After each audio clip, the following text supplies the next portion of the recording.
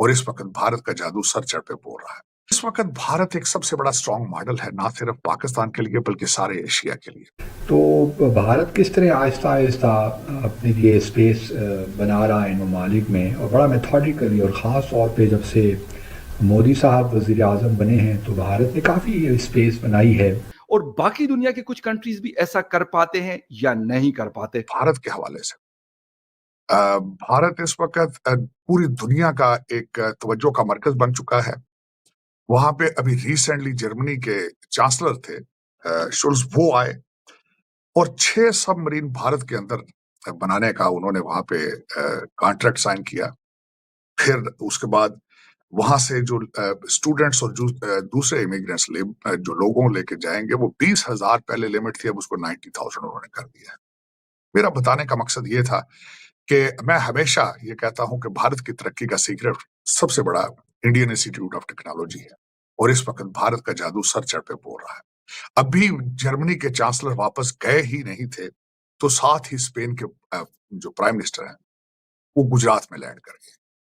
वो गुजरात में क्या कर रहे हैं? गुजरात के अंदर, भारत के अंदर एयरबस का एक प्लांट है, उसका इफ्तिताह किया है 9.9 बिलियन डॉलर की इन्वेस्टमेंट से। वहां से ना सिर्फ भारत अपनी जरूरत के लिए तैयारे बनाएगा बल्कि इनके पार्ट्स भी बेचेगा। इस वक्त भारत एक सबसे बड़ा स्ट्रॉन्ग मॉडल है, ना सिर्फ पाकिस्तान के लिए बल्कि सारे एशिया के लिए। दुनिया की इतनी बड़ी आबादी, दुनिया में माजी के अंदर भारत को समझा जाता था कि उनकी आबादी जो है उनका सबसे बड़ा सेटबैक है, सबसे बड़ा बोझ है। उन्होंने किस तरीके से एक शॉर्ट पीरियड के अंदर इसको चेंज किया, इसको इसको इस सारे इस लाइबिलिटी को उन्होंने अपॉर्चुनिटी में किस तरह चेंज किया, सिर्फ तालीम के जरिए। लेकिन हमारे पास इस वक्त अगर देखा जाए तो हर चीज को जिहाद के साथ जोड़ दिया जाता है, हर चीज के साथ इस्लाम को जोड़ के कारोबार बना लिया जाता है। क्या इसका कोई हल मौजूद है? क्या हम इसी सोच के साथ आगे बढ़ पाएंगे? क्या इसी तरीके से हमें IMF ही बेल करता रहेगा हमेशा? पाकिस्तान की इंपॉर्टेंस मेरे ख्याल में, जब से भारत और चाइना ने आपस में रिलेशनशिप ठीक किए हैं, बॉर्डर पैक्ट किया है, मेरे ख्याल में इसमें इसके फायदे भी हैं, इसके नुकसान भी हैं। मैं समझता हूं इस वक्त मोदी साहब का सबसे बड़ा तोहफा भारत के लिए नेशनलिज्म का तोहफा है, कॉन्फिडेंस का तोहफा है, इकॉनमी का तोहफा है, UPI का तोहफा है। क्या वजह है?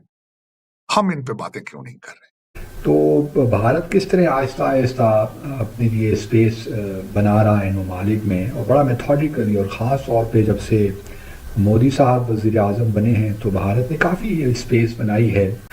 तो ये बहुत बड़ी कामयाबी है, क्योंकि भारत दुनिया का सबसे बड़ा मुल्क है जो सबसे ज़्यादा रेमिटेंसेस रिसीव करता है दुनिया भर से। तकरीबन 120 बिलियन डॉलर 2023-2024 में भारत को बाहर से जो शहरी बाहर काम कर रहे हैं, भारत को रेमिटेंसेज आई।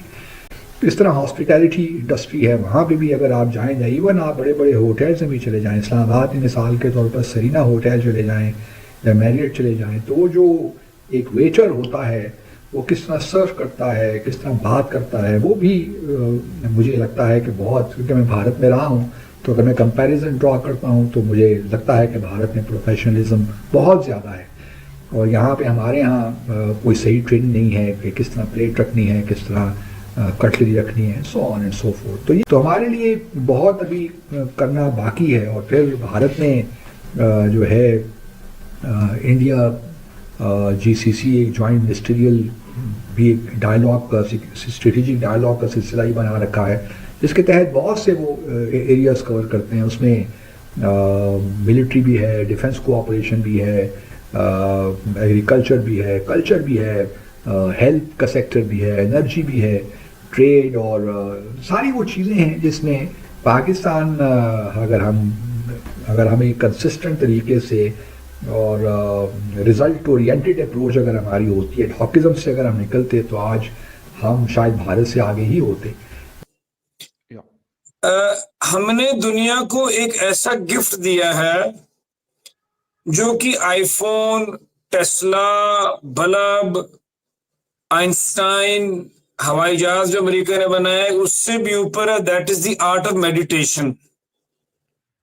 आजकल आपने कुछ भी दुनिया में करना है तो आपको एक यंत्र या तंत्र चाहिए, मुफ्त में कुछ नहीं होता। एक meditation relaxed way of mind का ऐसा गिफ्ट है जो हमने दुनिया को दिया है, जिसमें आपको कुछ नहीं चाहिए, बस सिर्फ आंखें बंद करके बैठना है और अपने भीतर जाना है। तभी शायद हमने हिस्ट्री को भी और इतने ऑनस्लॉट्स को भी सरवाइव किया है। इंडिया एक केस स्टडी है।